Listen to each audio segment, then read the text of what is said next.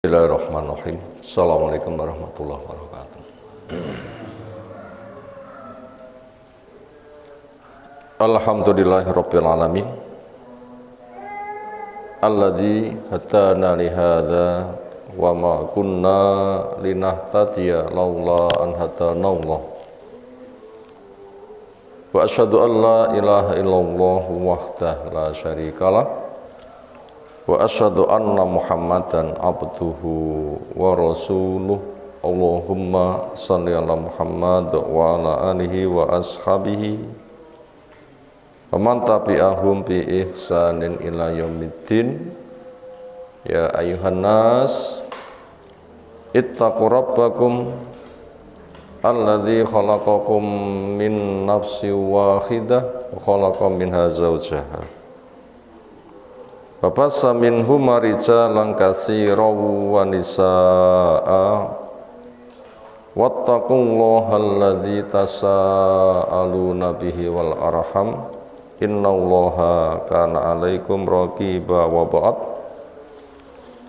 Fa inna astaqal hadisi kitabullah wa khairal hadyi hadi Muhammadin sallallahu alaihi wasallam.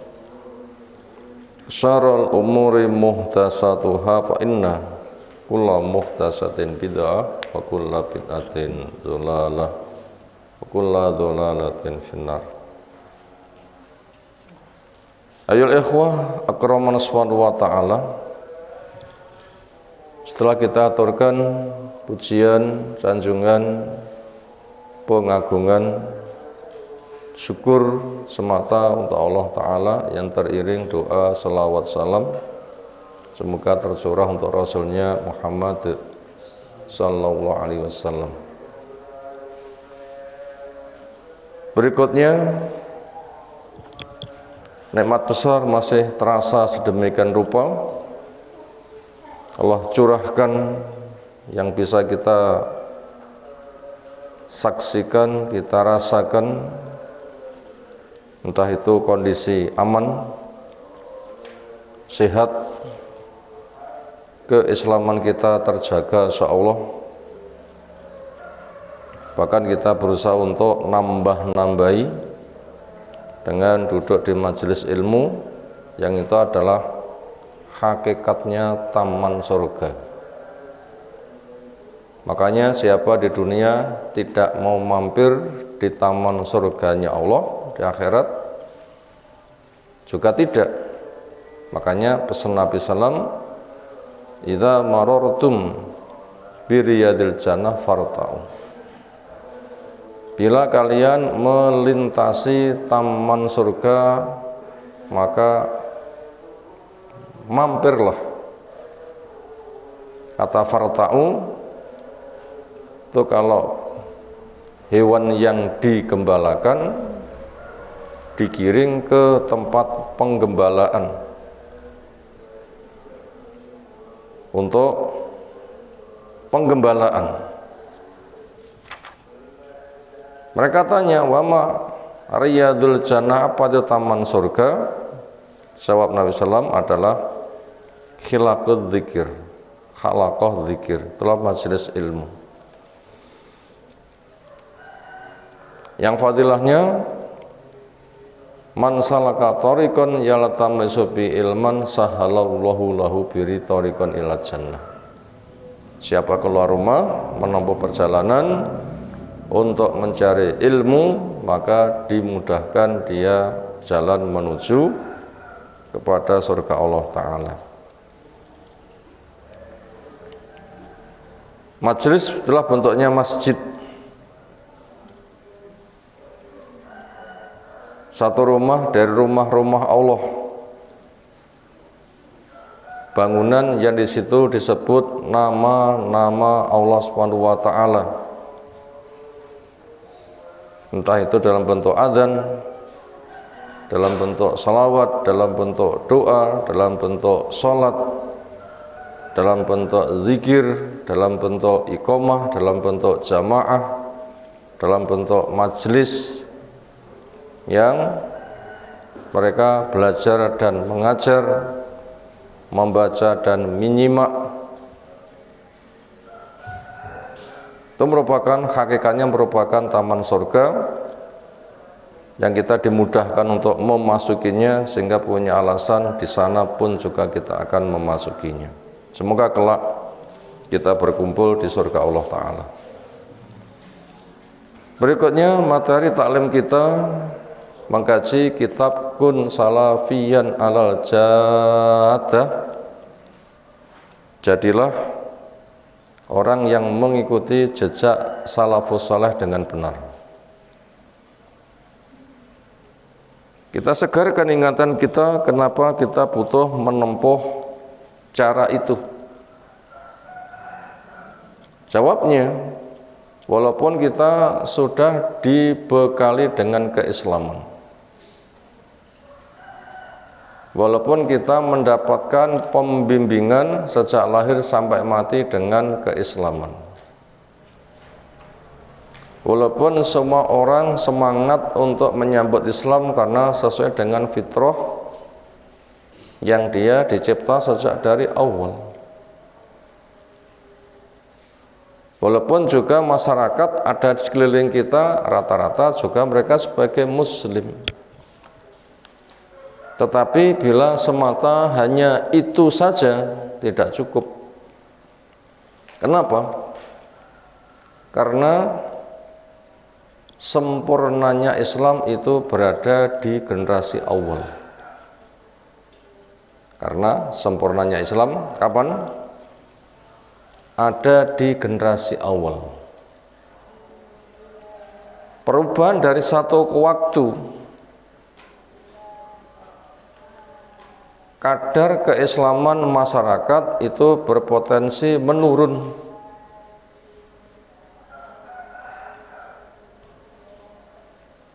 Sehingga apabila generasi berikutnya di dalam mempelajari Islam, apa yang ia dapatkan dari lingkungan, sementara kondisinya menurun, bahkan bisa mengalami intiros, lapuk. Ibaratnya kalau baju batik hilang batiknya, hanya nama tanpa warna, nanti tidak akan mendapatkannya. Makanya wajib dikembalikan kepada kondisi awal, yang dengan meninggalnya Rasul SAW, Islam telah disampaikan dengan sempurna. Ya Allah telah mengokohkan dengan firman-Nya, al-yauma akmaltu lakum dinakum wa atmamtu alaikum nikmati wa raditu lakumul islam dinan. Hari ini, kapan ini maksud hari ini? Pas Haji Wada tahun 10 Hijriah. Jadi sudah 23 tahun. Karena di Mekah 13 tahun, hijrah di Madinah 10, 23. Yang 3 bulan berikutnya beliau SAW wafat. Itu yang dimaksud dengan hari ini. Demikian juga berada di kondisi puncak tertinggi, yaitu di hari raya kaum muslimin terbesar, yaitu ketika sedang wukuf di Arafah. Puncak haji itu kapan? 9 atau tanggal 10? Tanggal 9, Al-Hajju Arafah. Puncak haji itu adalah Arafah. Tumplek-blek jadi satu di Arafah. Seluruh manusia, segala penjuru ngumpul di situ. Waktunya ditetapkan. Tanggal 9, zuhur tiba, khutbah disampaikan, dikumandangkan adzan, iqamah zuhur 2, iqamah asar 2, setelah itu menuju ke Padang Arafah untuk wukuf. Itu intisarinya sampai matahari tenggelam. Dan tidak dikatakan haji bila tidak wukuf di Arafah. Walaupun untuk sebagian orang itu ada yang sempat terlambat walaupun boleh menyusul di malam hari buat yang terpaksa terlambat, tetapi itu merupakan intinya, puncaknya. Nah, disitulah Nabi SAW mendapatkan pengokohan kesempurnaan keislaman yang khutbahnya siapapun mendengar, karena mereka tuh jadi satu titik. Maka buat yang tidak mendengar harus mendapatkan penyampaian, karena pesan Nabi SAW, fal yuballigh asy-syahidu al-ghaibah, maka yang hadir harus menyampaikan kepada yang absen, sehingga semuanya mendapatkan arahan dari khutbah yang amat sangat terkenal itu. Dan dimaksud dengan hari itu, Allah menyatakan Islam itu sempurna. Kemudian setelah kesempurnaan Islam, yang namanya orang itu naik mencapai puncak, nanti pun juga akan menurun. Yang pesan Nabi SAW, man ya'is minkum ba'di fasayara ikhtilafan katsara. Siapa yang hidup di antara kamu sesudah saya, nanti akan melihat perselisihan banyak sekali. Berulang sejarah, Yahudi pecah jadi 71, Nasara 72, umat ini malah 73. Perselisihan banyak. Andaikan toh ada yang lurus, memang selalu ada. Itulah al-jamaah yang selalu ada. Dikatakan la tazalu, tidak henti-hentinya, berarti selalu eksis. Tetapi itu pun juga nilainya tetap menurun. Nilainya tetap menurun. Puncak sempurna itu Nabi. Kepada sahabat sudah jelas menurun.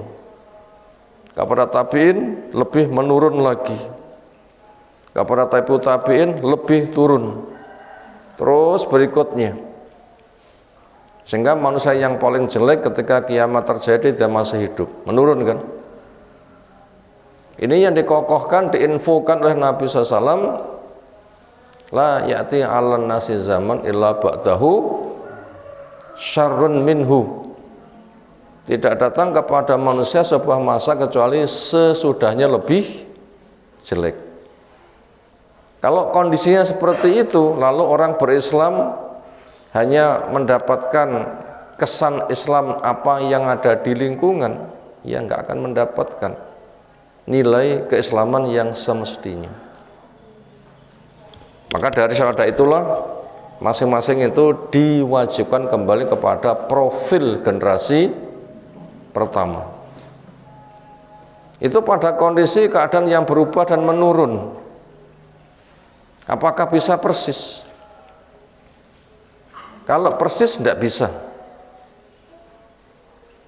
Tetapi kalau secara global sejalan, itu berpotensi.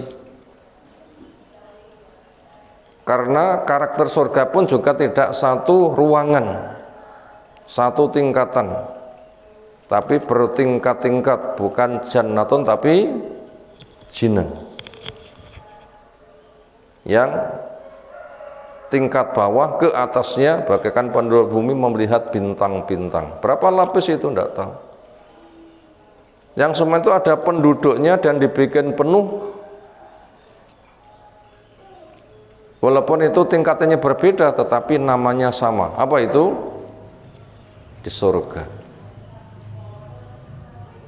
Jadi keberadaan kita mengkaji Islam seperti generasi pertama, bagaimanapun juga ya tidak akan pernah bisa persis. Sahabat saja nggak bisa sama dengan Nabi. Tabiin nggak bisa menyanyi sahabat. Makanya pesan Nabi SAW, la tasubbu ashabi, kalian jangan cela sahabatku. Lau an akhatakum anfaqa misal hudin dhahaban ma yablughu mudda ahadim au nisfahu. Kama qala Nabi sallallahu alaihi wasallam. Kalian jangan cela sahabatku. Biasanya mencela itu dia merasa lebih baik, yang dicela lebih rendah.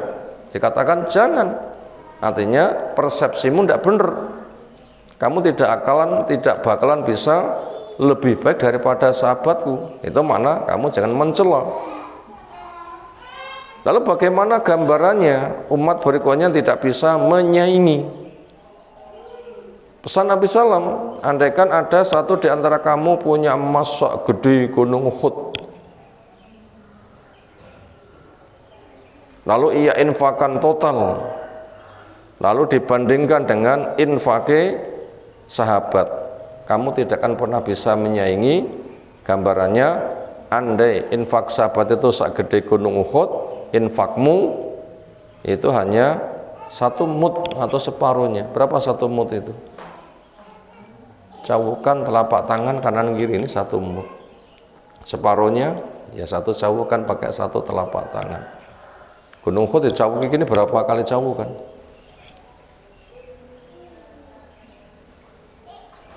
Saya yakin orang sampai mati tidak akan pernah bisa habis. Nah begitu.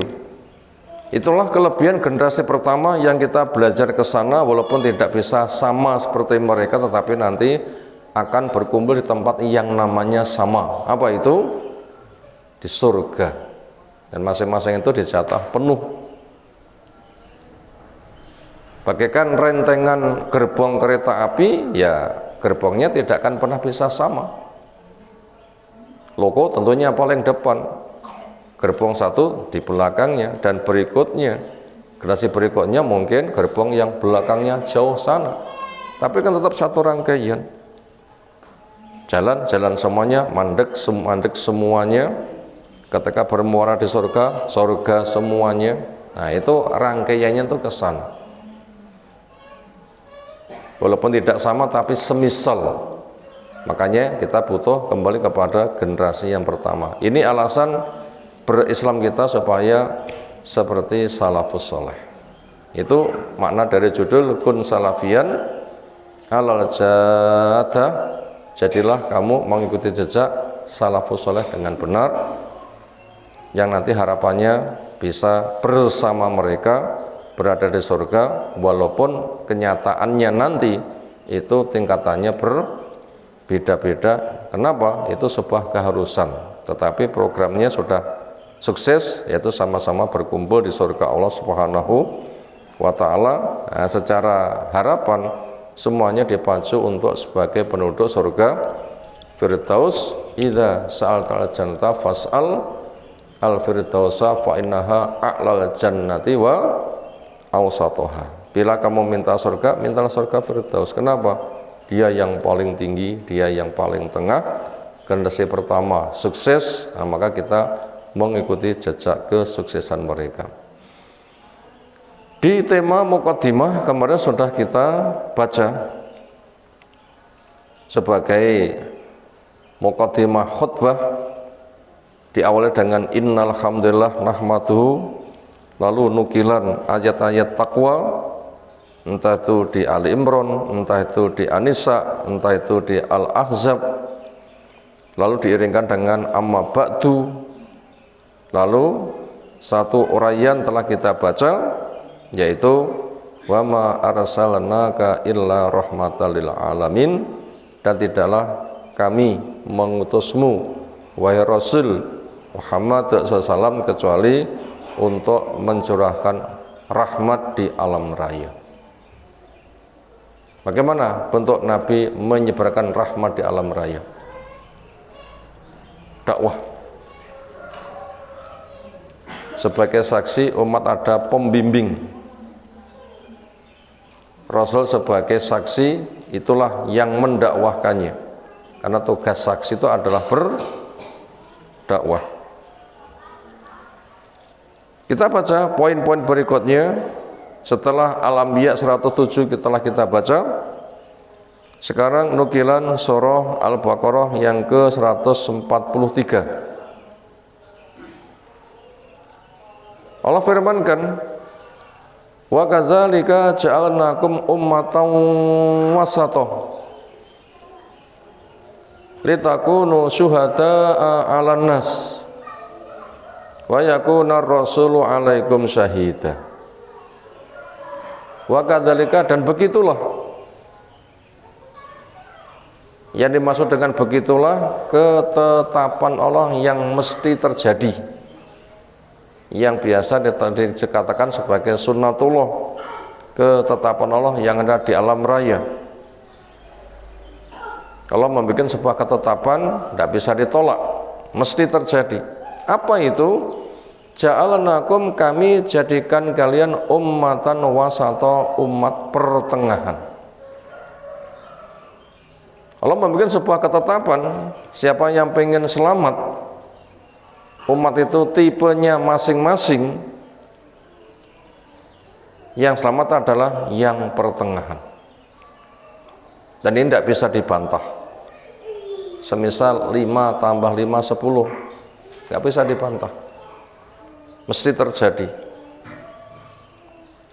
Maka orang yang selamat itu menggunakan tipe wasaton, pertengahan.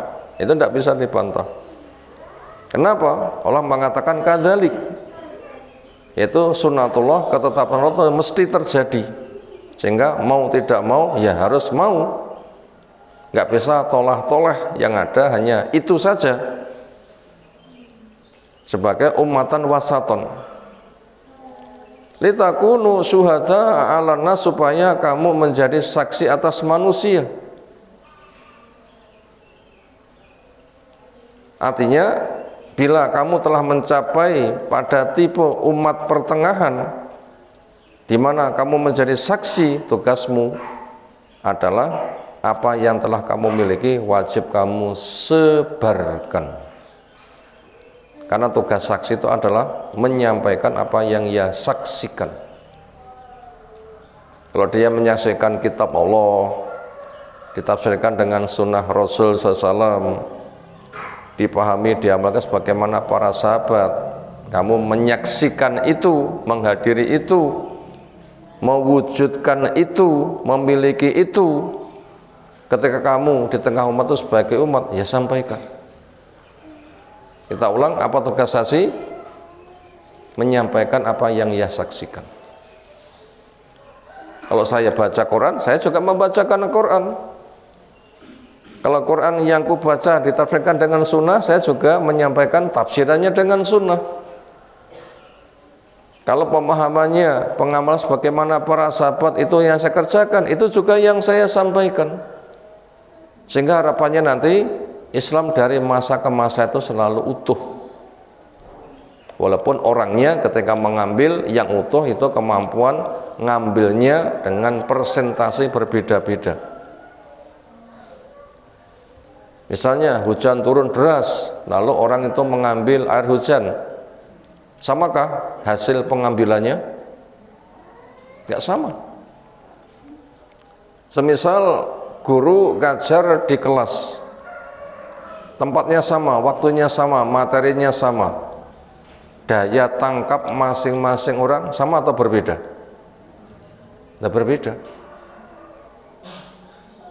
Sungai mengalir deras, orang silahkan menceduk, kemampuan mengambil berbeda.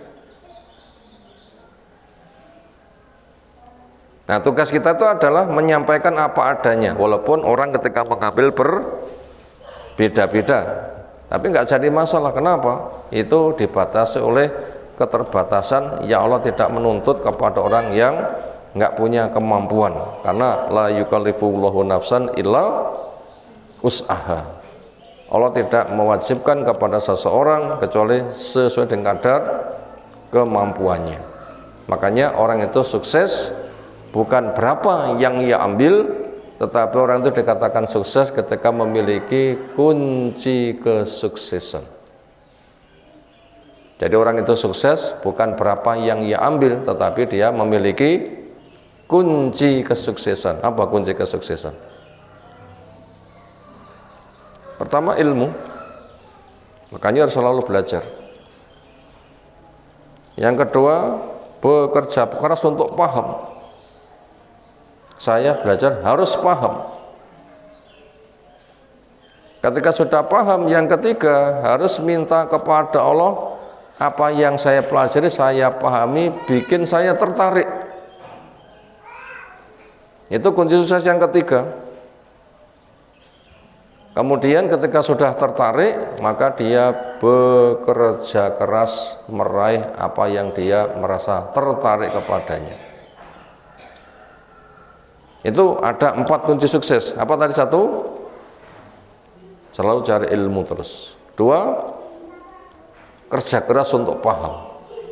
Yang ketiga, minta kepada Allah apa yang telah ia pelajari, ia pahami, dibantu untuk memahami, ada rasa tertarik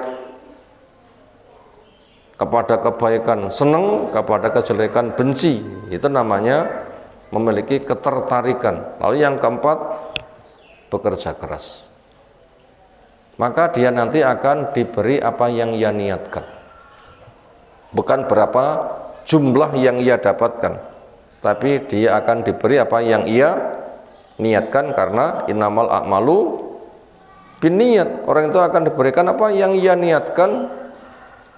Demikian juga al-mar'u ma'aman ahabba walau lam ya'mal misla man ahabbahu. Orang akan dibersamakan dengan yang dicintainya walaupun amal dia belum pernah bisa semisal dengan yang dicintainya, tetapi akan dibersamakan. Itu kunci sukses. Itu tadi tugas dari para saksi ketika menyaksikan Al-Quran diturunkan, Al-Quran ditafsirkan dengan sunnah, dipahami dengan pemahaman sahabat bersama praktek mereka.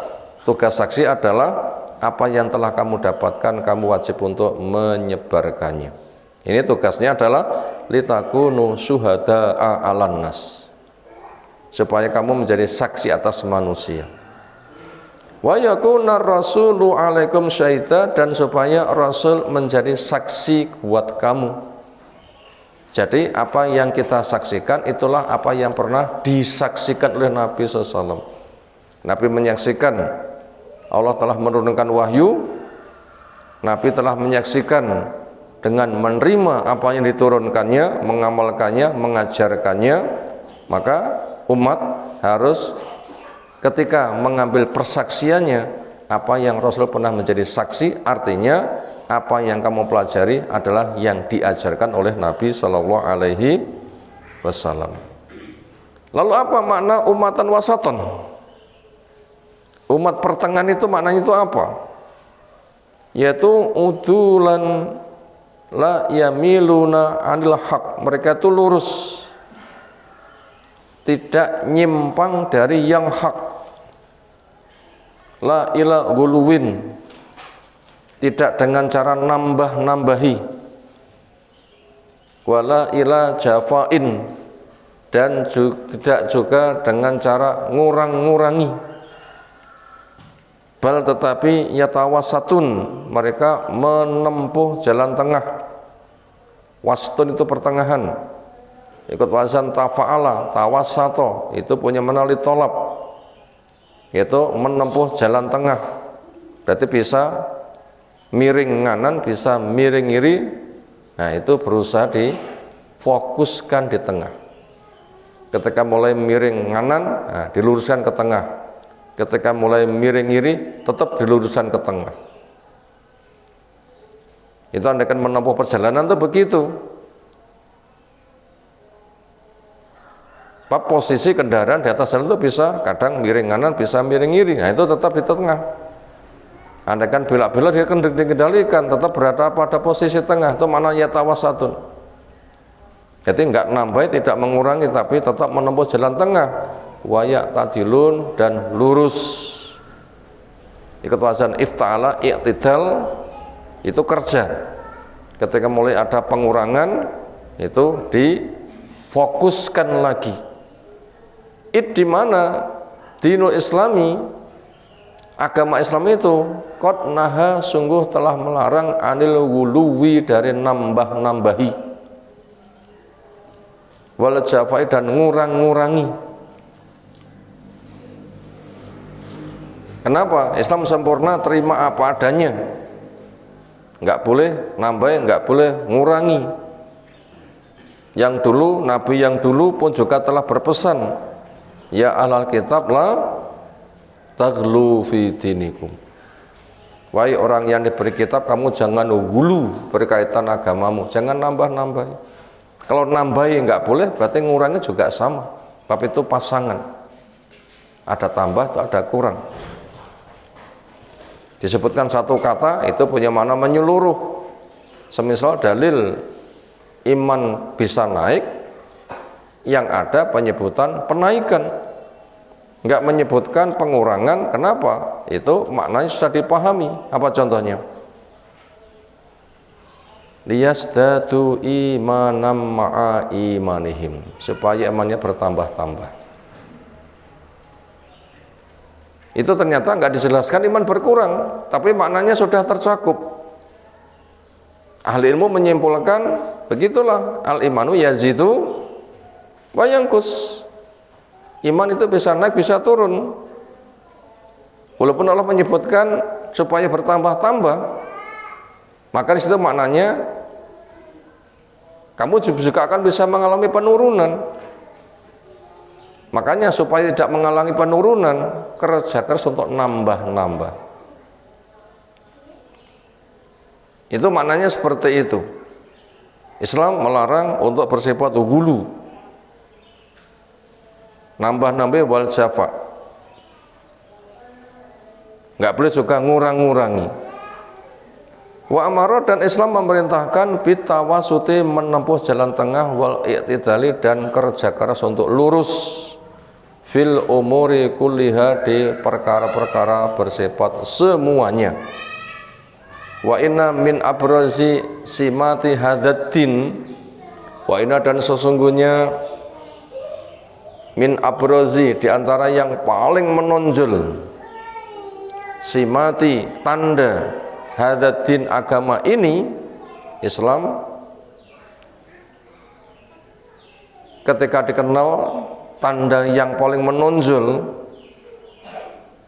adalah al-adlu wal insafu wa adamuz zulmi wal hukmu bil qistasi al mustaqim. Ini tanda Islam sebagai agama yang betul-betul dijamin lurus. Tanda yang paling menonjol apa? Al-adlu, adil. Posisi ukuran itu seimbang. Wal insafi, serasi. Makanya termasuk pemahaman untuk badan yang sehat. Apa tanda badan yang sehat? Susunan tulangnya serasi, nggak miring kanan, nggak miring ngiri. Makanya kadang orang itu mikul kanan terus ya miring, kiri terus ya miring. Tapi ketika kadang kanan kadang kiri, nanti seimbang. Nah, itu bisa mengalami. Makanya kita harus selalu menjaga adil, maknanya posisi yang serasi, dan tidak mengalami kezaliman, lawan dari keadilan. Demikian juga ketika memutuskan hukum, bil qistasi al mustaqim, dengan adil lagi lurus. Itu perintah untuk menjadi umatan wasaton, terima apa adanya, karena Islam telah mendapatkan status kesempurnaan yang itu dijaga untuk diwariskan dari masa ke masa, yang Allah telah memberikan penjaminan penjagaannya dengan firman-Nya, inna nahnu nazzalna dzikra wa inna lahu lahafizun. Saya yang nurunkan Quran, saya juga yang menjaga. Maka ternyata firman Allah itu ternyata terbukti, dan itu mukjizat. Tanda bukti maha kuasanya Allah yang selalu terjadi. Apa? Allah berjanji Quran dijaga, kenyataannya selalu terjaga. Nggak ada satupun orang yang berusaha untuk merubah, kecuali mesti ketahuan dan akhirnya bisa dibongkar dan tetap bisa dikembalikan kepada keterjagaan. Al-Quran 30 juz sudah 1400 tahun lebih sudah masih terjaga. Sementara kitab yang dulu nggak sampai 1000 tahun itu sudah berubah. Masa Nabi Isa dengan masa Nabi kita berapa tahun jaraknya? Berlakunya agama Nabi Isa lalu munculnya Nabi kita berapa tahun jaraknya? sekitar 600 tahunan. Itu sudah hilang keasliannya. Penambahan, pengurangan. Karena penjagaannya itu diserahkan kepada ahli ilmu, sementara ahli ilmunya tugasnya mati. Generasi berganti, nilainya menurun. Maka itu kita bisa melihat seperti perjalanan dari Salman Al-Farisi. Itu berapa guru-guru yang ia ikuti? Banyak. Ternyata tuh karakternya berbeda-beda. Ikut guru A sampai meninggal, dipeseni ikutlah guru B sampai meninggal. Itu karakternya berbeda-beda. Ketika sudah amat sangat kabur, ternyata guru terakhir mengatakan telah tiba masanya. Nabi berikutnya akan diutus, maka pergilah kamu di tempat yang banyak ditumbuhi pohon kurma. Di sana akan kamu dapatkan Nabi yang Allah utus berikutnya. Akhirnya ketemu dengan Nabi kita Sallallahu Alaihi Wasallam. Itu sudah banyak mengalami perubahan. Tetapi kalau Al-Quran, penanganannya, penjagaannya Allah tandangi langsung. Makanya Allah mudah untuk mencipta makhluk untuk dibikin lurus. Dan itu akan selalu ada dan terbukti. Termasuk ada mujaddid, tugasnya tajdid pada rentang waktu 100 tahun sekali. Itu selalu ada sampai sekarang. Qurannya 30 juz ada, sunnahnya tetap ada, dakwahnya yang menyampaikan apa adanya tanpa nambah, tanpa ngurangi selalu ada. Sehingga dengan begitu nanti harapannya umat dari masa ke masa selalu berada pada kondisi yang lurus. Makanya kita akan melihat siapa yang punya tipe sebagai ummatan wasaton. Disebutkan di sini, kita lanjutkan berikutnya di halaman 46. Wa inna khairuman yumassilu al wasatiyata fil aqwali wal a'mali wal mu'taqadati. Wa inna khairuman, dan sungguhnya sebaik-baik orang, yumassilu yang bisa menerapkan, melaksanakan al-wasatiyata, sikap pertengahan, terima apa adanya tanpa nambah, tanpa ngurangi, fil aqwali, ucapannya pertengahan, wal amali, amalnya pertengahan, wal mu'taqadati, keyakinannya pertengahan. Yaitu al-wasatiyatu allati jabil Islam, pertengahan yang ja'abiyah, datang dengannya Islam. Islam pertama kali datang itu pertengahan. Lalu orang yang bisa menjaga dari masa ke masa yang itu pertengahan siapa? Khairuman yumasiluha hum ahlus sunnati wal jamaah. Khairuman, sebaik-baik orang yang yumasiluha, bisa menerapkannya, Islam yang punya tipe sebagai pertengahan, terjaga apa adanya tanpa pengurangan, tanpa penambahan, yang bisa menerapkan hum, mereka adalah ahlus sunnati wal jamaah. Ahlus sunnah wal jamaah ini kira-kira titik hanya ahlus sunnah wal jamaah atau ada perinciannya? Kalau titik ahlus sunnah wal jamaah hanya itu saja, ini juga akan mengalami kekaburan. Kenapa? Orang yang mengklaim saya Ahlus Sunnah wal Jamaah terlalu banyak. A mengklaim begitu, B mengklaim begitu, C mengklaim begitu. Makanya dari pengakuan sana sini kita wajib tahu dari karakter yang semestinya, sehingga ketika mengalami perubahan dengan pengakuan yang sama nanti akan bisa terbongkar. Nanti akan bisa terbongkar kepada orang yang berusaha untuk ngerubah tapi pengakuannya itu sama. Makanya nama Ahlus Sunnah itu bisa berubah dari masa ke masa.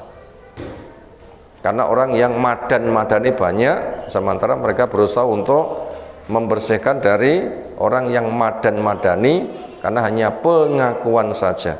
Sehingga nanti ada sebuah kata yang tidak bisa disamai lagi. Kita lanjutkan. Alladzina orang-orang yang yumasilu, orang yang tamasalu, bisa mewujudkan al-Islam fi jami umurim, di semua urusan mereka.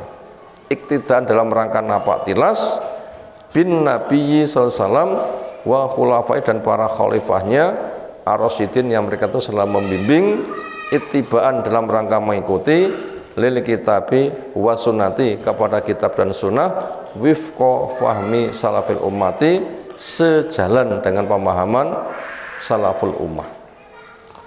Fahu, maka mereka yang seperti itu, Al-Quran ditafsirkan dengan sunnah, pemahaman salafus saleh, pemahaman sahabat, pemahaman tabi'in, pemahaman tabi'in. Fahum, maka mereka adalah aulan nasi, paling utamanya manusia, duhulan, yang dimasukkan fi hadil wasatiyati, di dalam tipe pertengahan ini. Jadi tipe pertengahan itu ada kriterianya. Apa?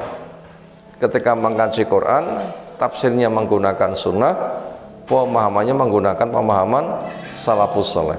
Siapa yang memegang 3 prinsip ini, itu namanya tanda-tanda wasatiyah, pertengahan, nggak nambah, nggak ngurangi.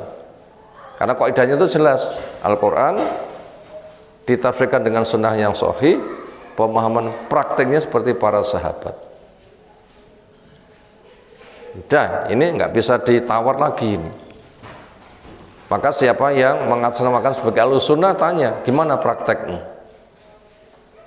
Ya, Al-Quran dengan hadis Nabi menggunakan pemahaman otak saya. Nah, jelas ini nyimpang kalau begitu. Di masyarakat banyak yang kayak begitu. Walau memegang Quran hadis, tetapi pemahamannya kepada otak dia sendiri itu ada. Dan nanti pasti akan terbongkar. Pasti akan terbongkar. Taatilah Allah, oke. Taatilah Rasul, oke. Taati waliul amri, siapa? Bos saya. Nggak kembali kepada sahabat. Nah, di situ letak penyimpangannya.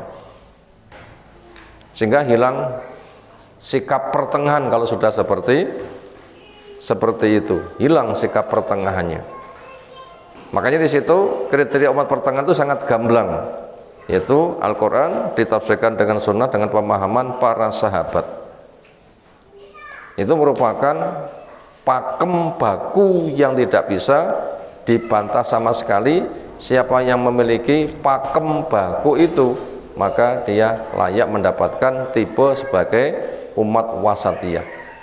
Wa inna kulla ma'nan min ma'anil wasatiyah, dan sesungguhnya setiap makna dari makna-makna wasatiyah, sabata lihadil ummati, akan kokoh untuk umat ini.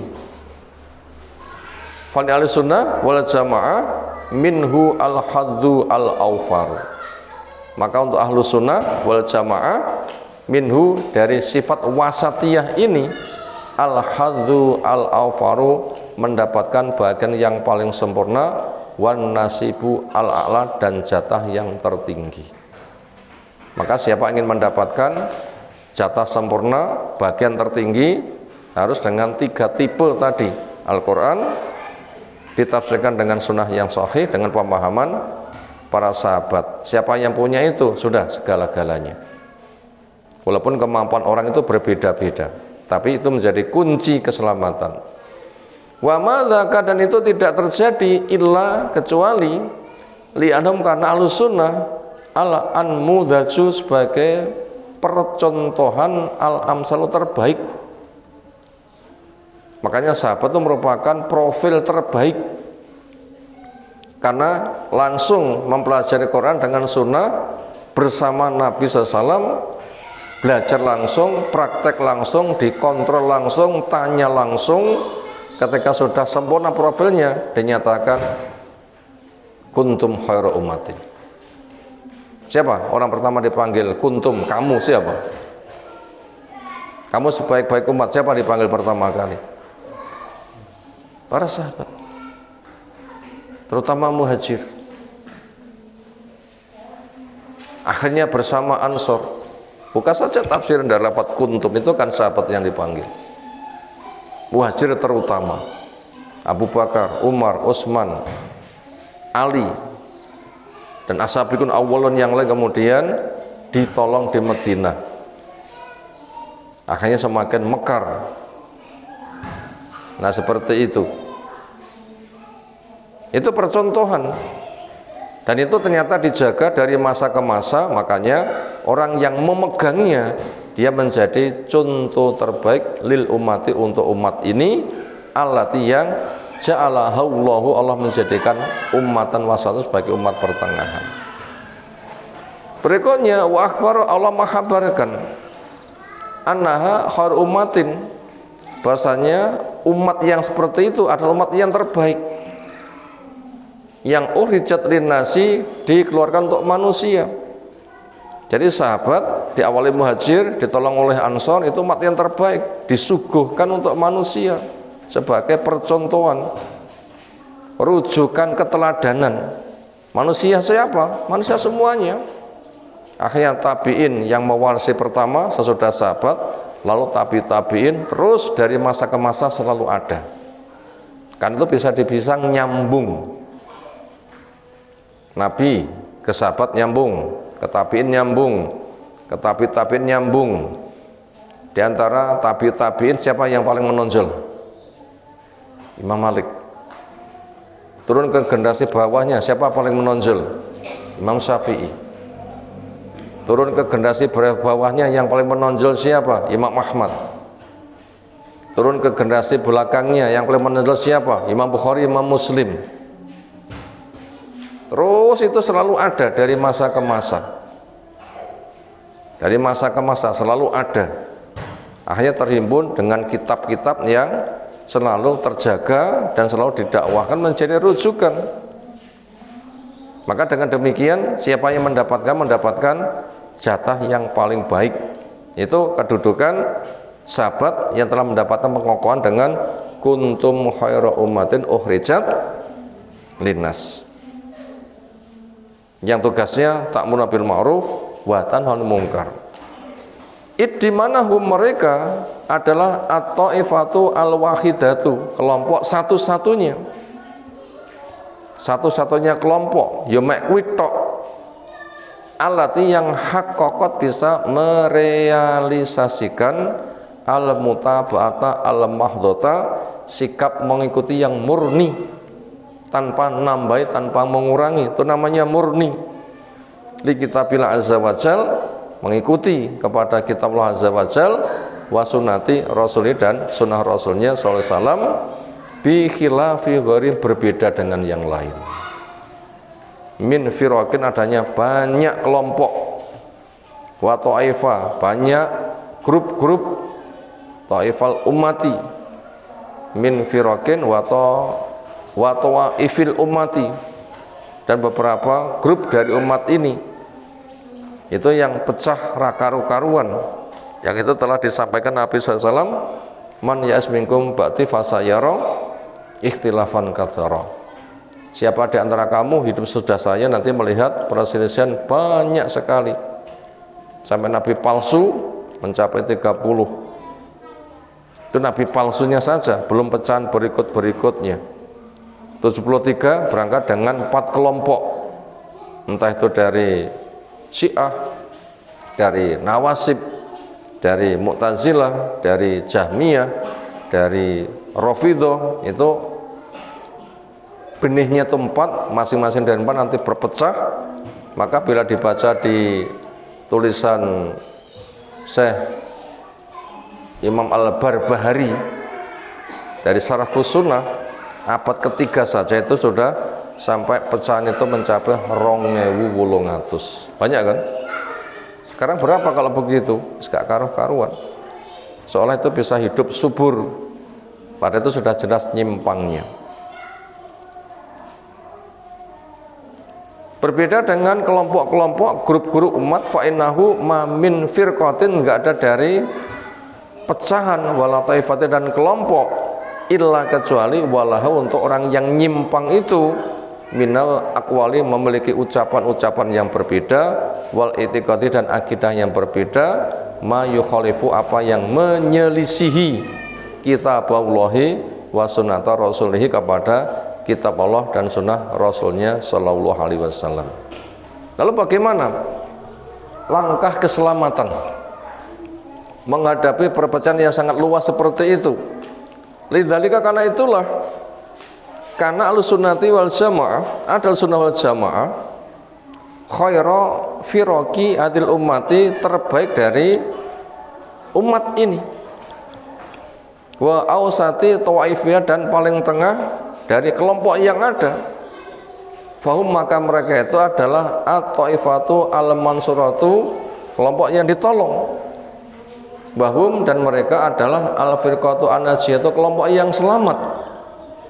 Wahum, dan mereka, kama qala Syekhul Islam Ibnu Taimiyah, sebagaimana berkata syekh kita yang luar biasa dalam membela Islam, dikatakan tokohnya Ibnu Taimiyah rahimahullah taala, apa kata beliau? Wastun fin nihal kama anna milatal islami wastun fil milal. Wastun fin nihal, pertengahan di dalam madhab, kama, sebagaimana anna milatal islam, sungguhnya agama Islam, wastun fil milal, pertengahan di dalam agama. Agamanya ada Islam, lalu pecah, ada Yahudi, ada Nasara, sesuai dengan nama kelompok. Yahudi merubah hari raya Jumat menjadi Sabtu, Nasara merubah hari raya Jumat menjadi Ahad, maka umat pertengahan tetap Jum'ah. Nah, itu contohnya, sehingga nggak sampai tidak mengurangi. Itu di dalam nama agamanya, di dalam prakteknya, madhabnya, ketika mengadakan peribadatan, namanya nihal, itu juga termasuk pertengahan juga. Nah, berikutnya kita akan melihat nama-nama ahlus sunnah yang ketika lurus ada kelompok yang mengklaim sama, akhirnya bisa dibongkar sehingga tidak bisa disamai. Kita akan lihat, wa minal maklumi, di antara perkara yang diketahui, anna ahlus sunnah wal jamaah hum, mereka adalah ashabur Rasulillah, para sahabat Rasul sallallahu alaihi wasallam. Yang mendapatkan nama ahlus sunnah itu siapa pertama kali? Yang nyandang gelar ahlus sunnah siapa pertama kali? Para sahabat. Yaitu memegang sunnah Rasul dan berkumpul memegang sunnah yang ada, berkumpul pada yang hak, itu sahabat. Nah, begitu. Itu pertama kali. Lalu berikutnya yang kedua, wahum, dan berikutnya adalah at-tabi'una lahum bi ihsan, orang yang mengikuti jejak mereka dengan baik, namanya tabi'in. Lalu berikutnya waman saro ala manhajim, orang yang berjalan mengikuti metode mereka, wasalaka thariqatan, menempuh jalan mereka ila yaumil qiyamah, sampai sekarang. Makanya dengan terjaganya Quran, terjaganya sunnah, dengan pemahaman generasi pertama, itu nanti bisa diketahui untuk melihat tipe yang ada, siapa yang lurus. Walam yatasamma, dan tidak memberi nama ahlus sunnah wal jamaah biadal ismi, dengan nama ini ahlus sunnah wal jamaah, illa, kecuali ba'da ma dhaharat, setelah muncul al bid'ah, berbagai macam bid'ah, wa ta'addadat, dan jumlahnya berbilang banyak, firaqud dolali, kelompok-kelompok yang sangat luas, kelompok-kelompok yang jelas kesesatannya. Jadi nama pertama itu sebenarnya itu sama, apa? Islam. Tapi ketika sama-sama mengatakan Islam tapi banyak penyimpangan, maka untuk mengetahui profilnya dirubah menjadi nama ahlus sunnah, memegang kepada sunnah Nabi, kemudian menjaganya dengan baik sebagaimana profil para sahabat, sehingga tidak semata menggunakan nama Islam. Kenapa? Ada yang menyamai, yang tidak bertanggung jawab, kemudian dijelaskan profilnya lebih spesial. Wa akhadha kullun yad'u ila bid'ati wa hawahu, dan menempuh kullun masing-masing kelompok yang mengaku Islam pada itu bukan yad'u ila bid'atihi wa hawahu yang berdakwah mengajak kepada bid'ah dan hawa nafsunya ma'antisabin di mana mereka menisbatkan diri fi dhahiri dalam penampilan zahir ila Islam kepada Islam. Pengakuan Islam tapi ternyata bukan. Maka untuk membedakan yang lurus itu namanya Ahlussunnah wal Jamaah. Bukan pengakuan saja tapi ada bukti. Sunnah Nabi dipelajari betul, lalu dia mengerjakannya dengan betul. Nah begitu. Minhuna dari sini karena ada labuta seharusnya li ahlil haq untuk yang memegang kepada hak ayyarifu mengenal bi asma'in dengan nama-nama tamayyazahum yang bisa membedakan an ghairim dari mereka min ahlil ibtida dari orang yang memproduk bid'ah wal inhirafi dan yang menyimpang fil akidati pada akidah. Fadharat maka menjadi gamblang khinaidin dikala itu asma'uhum asyariyatu nama-nama mereka yang syar'i al mustamaddatu yang terbentang minan nusus asalnya dari teks dalil yang syar'i. Apa kalau itu nama-nama untuk Ahlus Sunnah? Berikut ini. Famin asma'ihim di antara nama-nama mereka satu Ahlus Sunnah, yaitu orang yang memegang pada sunnah Nabi. Nama kedua Ahlussunnah wal Jamaah, yaitu memegang sunnah Nabi sebagaimana para sahabat. Itu kalau sahabat cukup dengan Ahlus Sunnah karena jelas memegang sunnah Nabi. Tabi'in Ahlussunnah wal Jamaah, sunnah yang ada sebagaimana para sahabat. Siapa yang memegangnya itu namanya Al-Firqatu An-Najiyah. Itu nama yang berapa itu? Ketiga ya. Ada Ahlus Sunnah, dua Ahlussunnah wal Jamaah, yang ketiga ada Al-Firqatu Najiyah. Memegang sunnah Nabi sebagaimana para sahabat itu selamat. Lalu nama yang keempat wa ta'ifatu al-mansuratu, dia adalah ta'ifah al-mansurah, kelompok yang ditolong karena cocok sunnah sebagaimana para sahabat. Nama yang lain adalah ahlul hadis wal athar, orang yang memegang kepada hadis dan jejak dari pendahulu yang dijamin baik, yaitu atharnya para sahabat. Kemudian ketika diperinci itu sampai ada 10 nama. Satu Ahlus Sunnah, dua Ahlus Jamaah, tiga Ahlussunnah wal Jamaah, yang keempat Firqatun Najiyah, yang kelima Taifah Mansurah, lalu yang keenam Ahlul Hadis, yang ketujuh Ahlul Athar. Maka bila kita membaca kitab yang lain tentang manhaj salaf di dalam dakwah, di sana ada dua istilah lain yang tersebar di kalangan ahli ilmu adalah ahlul haq dan al-ghuraba, orang yang sememegang pada yang hak, yang mereka itu di tengah masyarakat dikatakan asing. Kenapa? Karena jauh dari penyimpangan. Itu sudah 9 nama. Lalu ada nama yang lebih spesial lagi disebut dengan nama as-salafiyun, yang itu sulit untuk bisa disamai. Kenapa? Karena mereka merujuk pemahamannya mengikuti jejak salafus saleh. Nah, untuk perincian lebih lanjut dengan nama dengan as-salafiyun itu nanti akan kita baca perinciannya pada keterangan pada bacaan berikutnya. Demikian yang kita kaji di kesempatan pagi hari ini, menjelaskan tentang makna ummatan wasaton dari nukilan ayat di Al-Baqarah 143 yang Allah jadikan kamu sebagai ummatan wasaton. Cirinya telah kita pahami, yaitu pertengahan, tidak menambahi, tidak mengurangi, mencukupkan dengan Al-Quran, dipahami dengan As-Sunnah, prakteknya sebagaimana para sahabat. Itu kelompok yang dikatakan ummatan wasaton. Ketika banyak yang madani, maka nama mereka berusaha untuk membuat spesial sehingga tidak bisa dikejar oleh mereka yang sedang madani, sehingga hak akan selalu terjaga dari masa ke masa. Sudah ada 9 nama, yang ke-10 nanti akan kita perinci dengan nama As-Salafiyun, yaitu mengikuti jejak salafus saleh. Demikian yang kita sampaikan di pagi hari ini. Semoga Allah Ta'ala berikan ilmu bermanfaat untuk kita semuanya. Ada tanggapan silakan. Segera cukup istirahat. Subhanakallahumma bihamdika asyhadu an la ilaha illa anta astaghfiruka wa atubu ilaik. Assalamualaikum warahmatullahi wabarakatuh.